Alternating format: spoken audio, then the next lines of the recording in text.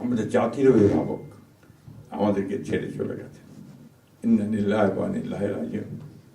এই শোক, এই গতি, এটা অস্বাভাবিক, অপূরণীয়। এই জাতি কোনোদিন পূরণ করতে পারবে না। যে নেত্রী তার সারাটা জীবন জনগণের অধিকারের জন্য, কল্যাণের জন্য তার সমগ্র জীবনকে উৎসর্গ করেছিলেন, সেই নেত্রী দেশনেত্রী বেগম খালেদা জিয়া আমাদের মাঝে নেই। এটা আমরা যারা তার সহকর্মী এবং রাজনৈতিক কর্মী, আমরা এটা ভাবতে পারি না। বাংলাদেশের রাজনীতিতে একটা বিশাল শূন্যতা সৃষ্টি হলো। তাই নয়, পৃথিবীর গণতান্ত্রিক আন্দোলনেও একটা বিশাল শূন্যতা সৃষ্টি হলো।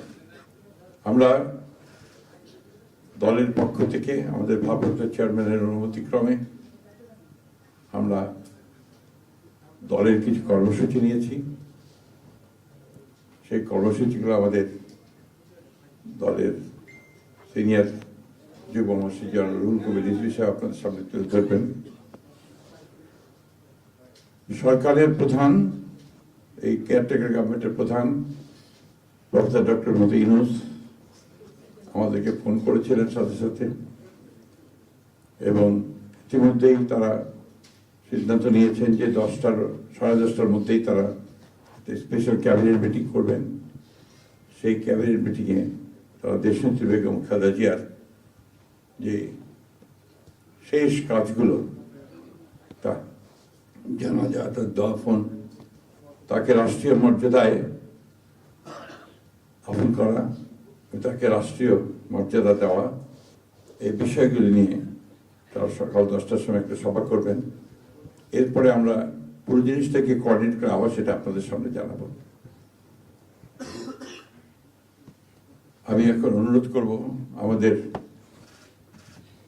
দলের সিনিয়র যুব মহাসচিব জনাব রুহুল কবির রিজভী, তিনি আপনাদের সামনে দলের কর্মসূচিটা জানাবেন। এটা হচ্ছে আপাতত এখনই নেওয়া কর্মসূচি। এরপরে আমাদের একটা স্ট্যান্ডিং কমিটি মিটিং হবে 12:30টার দিকে। সেই মিটিংয়ে আমরা আরও বিস্তারিত কর্মসূচি গ্রহণ করব, আর সরকার যে সমস্ত কর্মসূচিগুলো তার সঙ্গে কোঅর্ডিনেট আমরা করব, এবং সেই বিষয়গুলো আমরা আপনাদেরকে পরে জানাবো। ধন্যবাদ। আসসালামু আলাইকুম। জাতীয় স্থায়ী কমিটির সদস্যবৃন্দ, বিএনপির অন্য নেতৃবৃন্দ মহোদয় বলেছেন, আমি আর কিছু বলতে চাই না, শুধু এইটুকুই বলবো যে সংকটে, শোকে মাথার উপর যেমন মায়ের একটা ছায়া থাকে, আজকে জাতি যেন সে ছায়া থেকে বঞ্চিত হলো। আমরা হলাম, অসুস্থ ছিলেন হাসপাতালে, কখনো বাসায়, কিন্তু বাইরে কাজ করতে আমাদের মনে হতো যে না, মা তো আছেন, উনি তো দেখবেন সবকিছু। সেই প্রেরণাই যেন আমরা এত শক্তি পেতাম যে এটা, এর ভাষা আমি পাচ্ছি না কিভাবে আপনাদের সামনে বলবো। এক সময় সেই ছাত্র জীবনে এখানে ডাক্তার শাহাবুদ্দিন ভাই আছেন, তাদের হাত ধরে ছাত্র রাজনীতিতে এসেছিলাম। এরপরে একটা দীর্ঘ জীবন যার নেতৃত্বের ছায়ায় বেড়ে ওঠা, তিনি এত তাড়াতাড়ি চলে যাবেন, এ বড় বেদনার।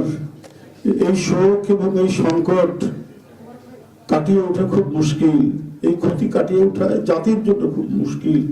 এত নিপীড়ন সহ্য করে, এত চোখের সামনে সন্তানের লাশ দেখে শুধুমাত্র দেশ এবং মানুষ এবং গণতন্ত্রের জন্য কি অটুট বড়বল দিয়ে তিনি টিকে থেকেছেন দলীয় কার্যালয়ের মধ্যে বিভিন্ন ভাবে। তারপরেও কখনো তার চোখে মুখে কোথাও তিনি এটা আমরা পাইনি। আজ তিনি পৃথিবী থেকে চলে গেলেন, আমরা তার আত্মার মাগফিরাত কামনা করছি। সারা দেশ এবং সারা বিশ্ব এই নিপীড়িত মজলুম নেত্রী তার জন্য গভীর শোক জানাচ্ছে। উপস্থিত সাংবাদিক বৃন্দ, গণতন্ত্রের মা, বারবার হারানো গণতন্ত্র পুনরুদ্ধারে অবিসংবাদিত নেত্রী, মানুষের নাগরিক স্বাধীনতা, বাক ব্যক্তি স্বাধীনতা রক্ষার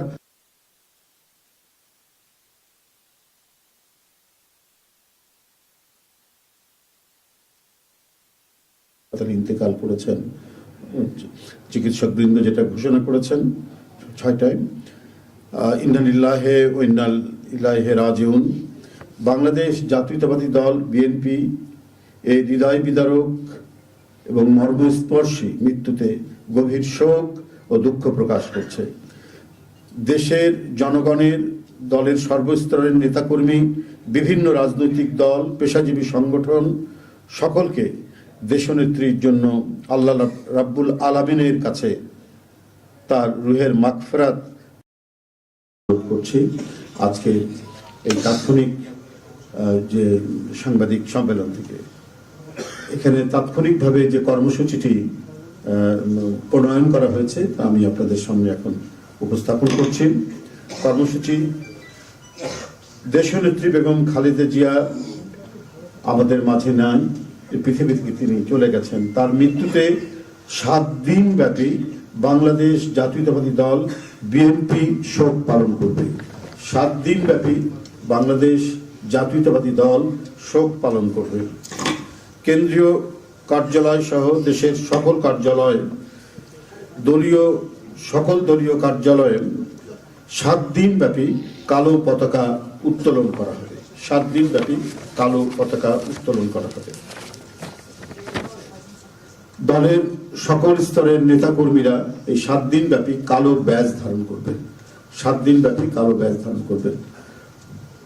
প্রতিটি দলীয় কার্যালয় দেশনেত্রীর জন্য 7 দিন ব্যাপী কোরআন খতম ও দোয়া অনুষ্ঠিত হবে। কোরআন খতম ও দোয়া মাহফিল অনুষ্ঠিত হবে।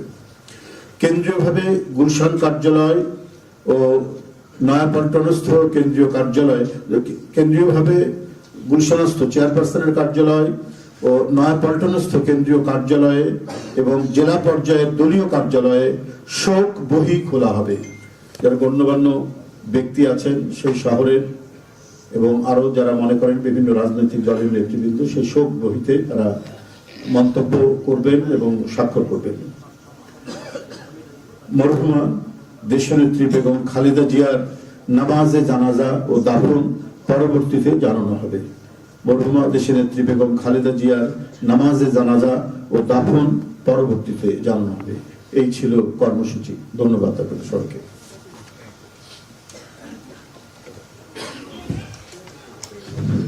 সম্মানিত সাংবাদিকগণ, আপনাদের সবাইকে ধন্যবাদ জানিয়ে আমরা আমাদের এই ব্রিফিং এখানেই শেষ করছি। আপনাদের সহযোগিতার জন্য অনেক অনেক ধন্যবাদ, কৃতজ্ঞতা।